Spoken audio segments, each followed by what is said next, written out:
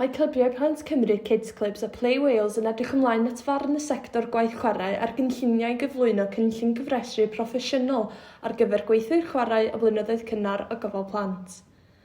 Mae'r gweithlu gofal plant chwarae ar blynyddoedd cynnar yn dylanwadu ar ddatblygiad a hybusrwydd plentyn, sy'n galluogi rhieni i weithio a chreu cymunedau cefnogol. Mae gweithlu profiadol hyfforddiedig yn sbardun allweddol a ansawdd, a mae Covid-19 wedi dangos i'r rhieni gofalwyr a'r cyhoedd yn ehangach rôl bwysig y sector. Yr uchelgais yng nghynllun Llywodraeth Cymru y gweithlu gofal plant chwarae ar blynyddoedd cynnar yng Nghymru yw datblygu gweithlu gofal plant a chwarae medrus, ychydig barch a gydnabod am ei rôl hanfodol wrth gefnogi datblygiad ein plant. Mae'n cynnig cyflwyno cyfrestru proffesiynol ar gyfer y gweithlu, y rhai sy'n gweithio gyda phlant rhwng 10 a 12 mlwydd oed am y rhesymau canlynol.